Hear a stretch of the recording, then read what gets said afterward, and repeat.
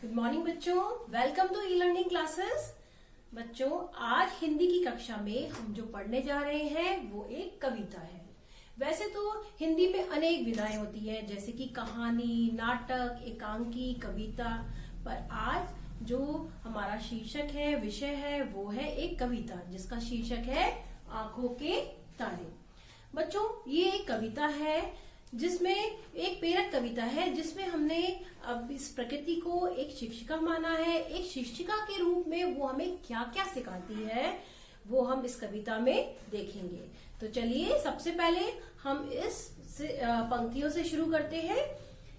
मुस्काओ तुम नभ में जैसे बाल अरुण मुस्काता है, गाओ जैसे रोज सवेरे चिड़ियों का दल गाता है। तो यहाँ पर हम इन कठिन शब्दों को देखेंगे। नभ मतलब आकाश, आसमान, अरुण मतलब सूरज और दल मतलब समूह, ग्रुप।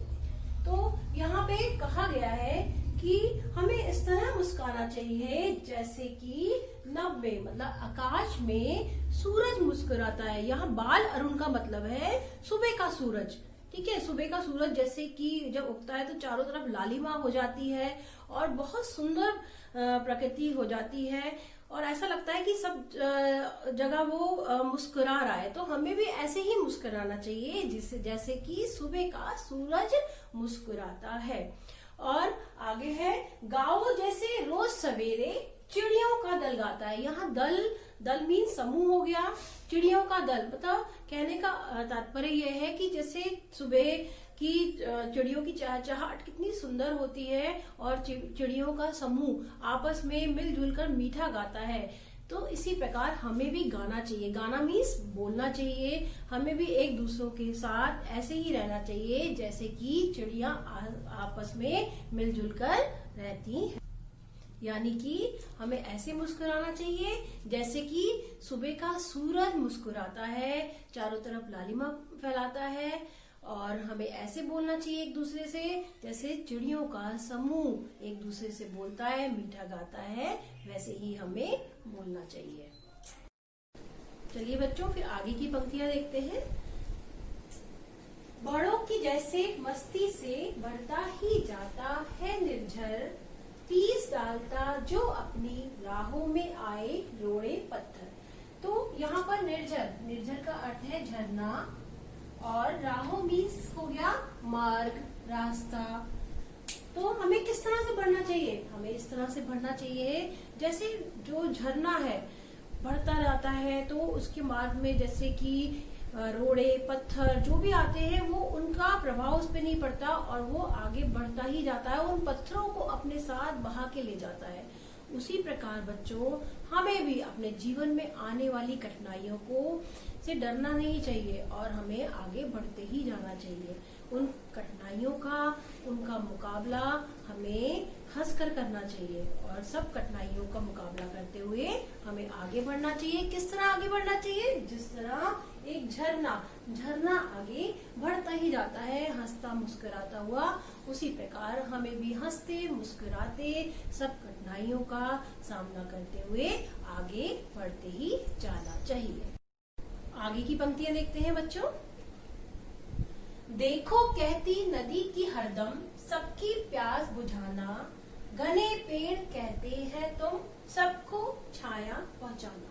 बच्चों, जिस प्रकार नदी बहती जाती है और सबकी प्यास बिना किसी भेदभाव के मिटाती है।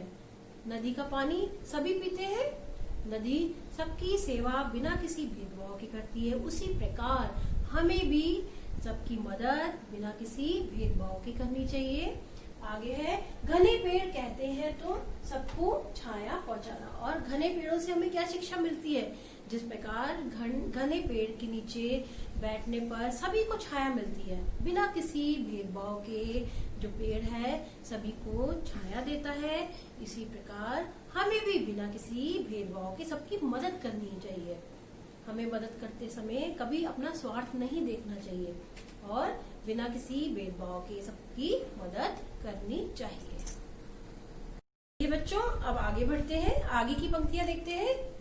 दीप सुलग कर कहता है तुम ऐसी ज्योति जलाओ, भटक रहे जो अंधकार में उनको राह दिखाओ। ज्योति मीन्स यहाँ पर प्रकाश है और राह मतलब रास्ता है। तो कभी यहाँ पे कहता है जैसे दीप, दीप मतलब दीपक, जैसे दीपक सुलगकर, सुलगकर मीन्स जलकर, जैसे दीपक स्वयं जलकर सबको ज्योति देता है, सबका अंधकार दूर करता है, उसी प्रकार हमें स्वयं कष्ट सहकर, हमें स्वयं कष्ट सहकर जो अंधकार में है या जो किसी समस्या में है, किसी मुश्किल में है, उनकी मुश्किल दूर करनी है। स्वयं कष्ट सह करके दूसरों की मदद करनी है। किस तरह मदद करनी है? जैसे दीपक स्वयं जलकर दूसरों को रोशनी देता है, उसी प्रकार हमें भी दूसरों की समस्या को दूर करना चाहिए। भटक रहे जो अंधकार में उनको राह दिखाए, जो अंधकार में है, किसी समस्या में है, उनकी मदद करनी चाहिए, उनको रास्ता दिखाना चाहिए। बच्चों आगे की पंक्तियों में कवि क्या कहना चाहता है, अब हम वो देखते हैं। अपने लिए जो जिए, जो उसको क्या जीवन कहते हैं, जीते हैं वही जो औरों के हित दुख सहते हैं। बच्चों यहाँ कवि कहना चाहता है कि जो अपने लिए जी रहे हैं, क्या वो जीवन है? नहीं, वो जीवन नहीं है। कवि का कहने का मतलब ये है कि जो लोग केवल अपना स्वार्थ देखते हैं, अपने लिए जीवन जीते हैं, वो जीवन नहीं कहलाता, बल्कि जीवन क्या है, जो दूसरों के लिए जिया जाए, दूसरों के दुखों के लिए जिया जाए, वही जीवन होता है। दूसरों के दुखों की और परेशानियों को दूर किया जाए, वही जीवन है। जीते हैं वही जो औरों के हित दुख सहते हैं, जो औरों के हित मीन्स औरों के सुख के लिए, औरों की मदद के लिए खुद दुख झेलते हैं, वही जीवन है। अपने लिए जीवन जीवन नहीं कहलाता, बल्कि दूसरों के लिए जीना, दूसरों की मदद करना ही जीवन कहलाता है। चलिए बच्चों अब आगे बढ़ते हैं। औरों की विपदा में जो आते हैं सब दिन काम, वही एक दिन कर जाते हैं जाति देश का नाम। उन पर ही ये नील गगन आशीष सदा बरसाता है, उनको ही गोदी में ले दुलारती धरती माता है। यानी कि विपदा मतलब मुसीबत, दुख, और गगन मीन्स आसमान, नील गगन मतलब नीला आसमान, आशीष मतलब आशीर्वाद। तो बच्चों यहाँ कवि क्या कहना चाहता है कि जो दूसरों के दुखों में काम आते हैं, दूसरों के मदद करते हैं, वही एक दिन अपनी जाति और देश का नाम रोशन करते हैं। मतलब कहने का मतलब है कि जाति देश उन्हीं लोगों को याद करते हैं। ठीक है, आगे उन पर ही ये नील गगन, नील गगन मीन्स नीला आसमान, आशीष सदा बरसाता है। नीला आसमान भी उन्हीं को आशीर्वाद देता है और उनको ही ये धरती माता है, धरती मीन्स धरती माता गोदी में लेके उनको ही दुलारती है। इसका मतलब ये है कि जो दूसरों के काम आते हैं बच्चों, वो ही नाम रोशन करते हैं। ये आसमान भी उन्हीं को आशीर्वाद देता है और ये धरती माँ भी उन्हीं को गोदी में लेके प्यार करती है। किनको? जो दूसरों के काम आते हैं, दूसरों की मदद करते हैं, वो इसका मतलब है वो सब पूरे जगत के प्यारे होते हैं। नीला आसमान और धरती गोद में लेती है, मतलब हर व्यक्ति उनको प्यार करता है, वो सभी के प्यारे होते हैं और वो ही नाम रोशन करते हैं अपने देश का, अपनी जाति का। बच्चों अब आगे की पंक्तियां पढ़ते हैं। अपने सुर में पवन उन्हीं की गाता गौरव गाता, उनके आगे झुक जाता है बड़े बड़ों का माथा।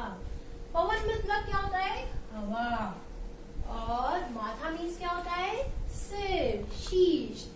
तो जो लोग दूसरों की मदद करते हैं, उनकी पवन भी गौरव गाथा गाता है। मतलब गौरव गाथा मतलब उनकी ख्याति पवन फैलाता है।